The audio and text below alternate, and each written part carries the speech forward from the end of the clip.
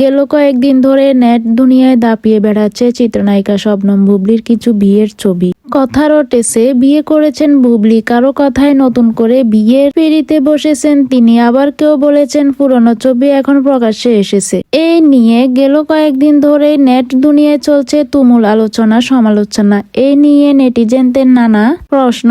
কেউ আবার জানতে চেয়েছেন বুবলির সঙ্গে বরের সাজে থাকা ছেলেটির নামও। বিষয়টি নিয়ে নায়িকা চুপ থাকলেও কথা বলেছেন ছবি কোরিওগ্রাফার গৌতম সাহা। সে খুবই আন্তরিকতার সঙ্গে সময় দেয়, সময় মতো কাজে চলে আসে। ওর সঙ্গে কাজ করে খুব ভালো লেগেছে। তবে এবারে প্রথম নয়, গৌতম সাহার সঙ্গে আগেও কাজ করেছেন বুবলি। এই প্রসঙ্গে গৌতম সাহা বললেন, বুবলি অনেক লক্ষ্মী একটা মেয়ে, কাজ ছাড়া কিছুই চিন্তা করে না।